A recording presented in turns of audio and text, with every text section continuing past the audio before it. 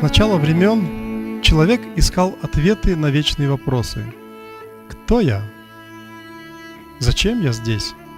В чем смысл моего существования? Многие великие инкарнации и пророки пытались пролить свет на эти загадки и направить человечество на путь духовного пробуждения. Как разнообразные цветы на одном древе жизни, они говорили о единой истине, используя различные метафоры. Будда видел просветление как ответ на все наши страдания. Он сравнивал этот процесс с раскрытием лотоса с 1000 лепестками на макушке головы. Мухаммед говорил о рухе, прохладном ветерке, исходящем из вершины головы и ладоней. Во время воскрешения ваши руки будут говорить, объяснял он.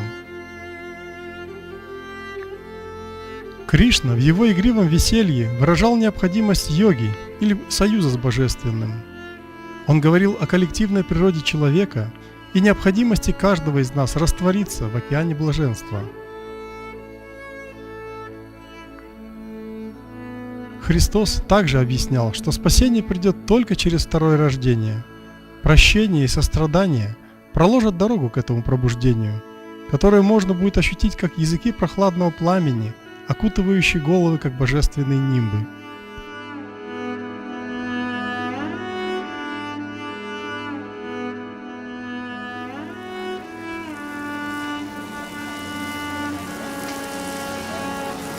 I was very lucky that I was able to meet with Shri Mataji when I was about 18 years old.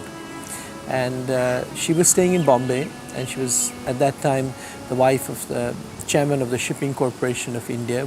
My mother knew her, so we went over to her home, and my mother said, "Here is a special person, and you'll feel good if you meet her." There were not that many people. There were a few people in Bombay. They'd meet for meditation. In fact, when they met for meditation, Shri Mataji herself would be there, sitting in front of everybody. But it took a few years after that to fully realize the power of the vibrations.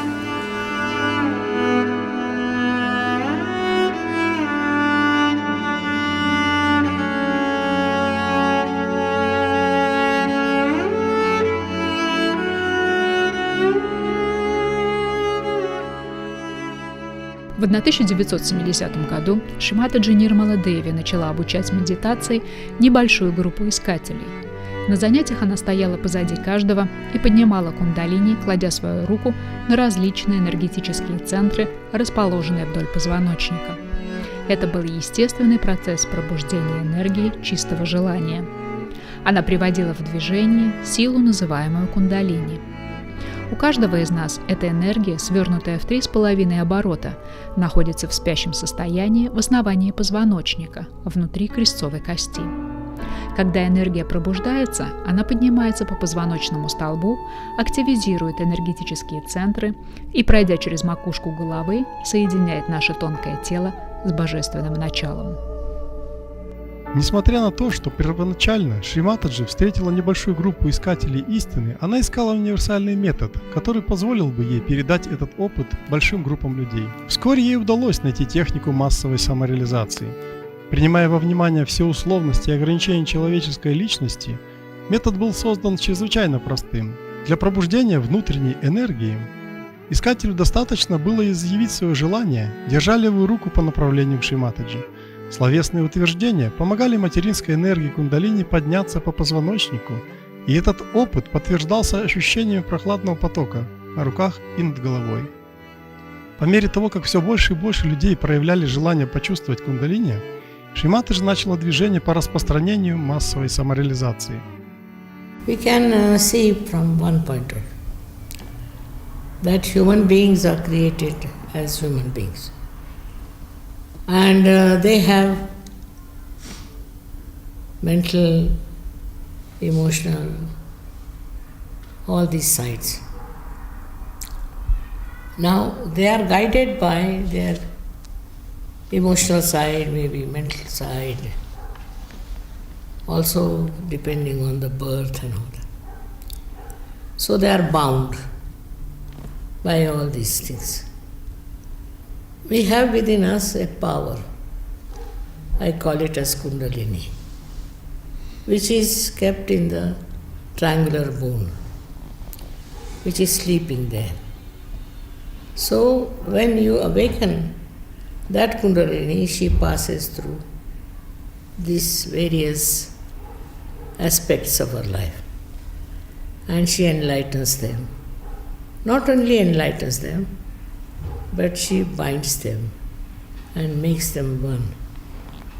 That is where we become above all these things and we become ourselves. Начав в 1970 году, Шри Матаджи проводила программы массовой самореализации в 65 странах мира, начиная от России и заканчивая Австралией. В 1995 году на публичной программе в Бомбее она подняла кундалини около 100 тысячам человек. Не находя свободных мест в холле, люди сидели на улице и, не имея возможности услышать всю лекцию, просто протягивали руки и чувствовали радость. When I came to Sri Mataji, I was the child of my generation. And then, with this sort of very permissive lifestyle that we had, our generation, then when you come to someone like Sri Mataji, who is purity herself, and all your chakras are basically in jeopardy, all your chakras are more or less broken. And it's really hard because visibly, Sri Mataji was working on me, and then she was going and vomit in the bathroom next minute because my system was really damaged by the lifestyle, which was basically the lifestyle of a kid of my generation. And when she came and she told me what she was here for, what she had come for, what she was going to give mankind, what she was giving mankind already, then that was making the whole thing meaningful, the whole course of history. Then I was like, I don't know how you say this in English, écrasé. I was like stunned by the magnitude of it all. Because just imagine that suddenly you get a big secret. You are your own master, no doubt, but you have to be made into it. Unless and until you are connected to the means through this, unless and until you are baptized, you are not your spirit. Now the spirit resides in your heart. Nobody knows, you see. He resides in your heart. But you are not aware of it. When the Kundalini passes through these various centers and pierces through this one, then the seed of the spirit is here. If it doesn't work, we'll work it out later. The chakras are simply anatomical locations that are physiologically understandable by terms of autonomic nervous plexi. So this is the cardiac plexus, the heart chakra is the cardiac plexus. The Vishuddhi is the cervical plexus. Now, what I don't understand is how you can get cool air coming out of your head. That's not part of my training. There is no way in allopathic medicine, in Western teaching, that you get cool air coming out of your head, and as it goes past here, you go into meditation.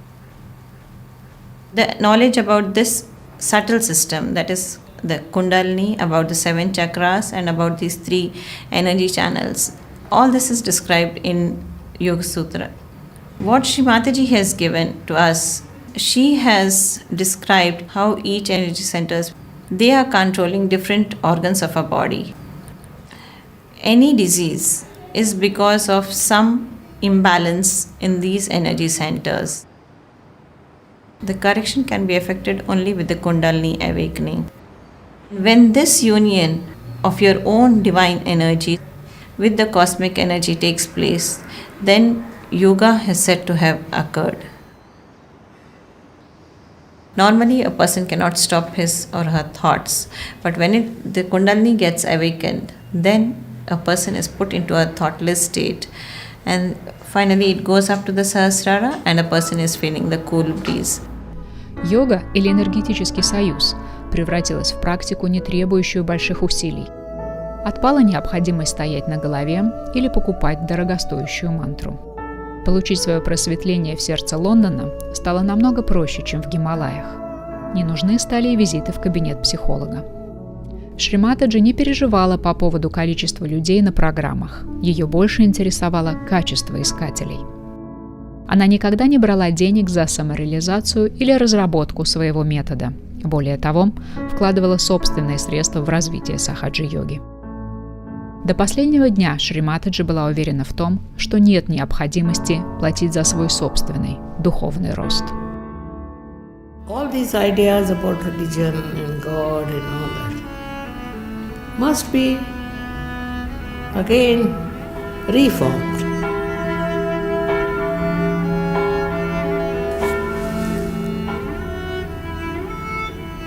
There's no need to ring the bells or anything. Bells have to be inside.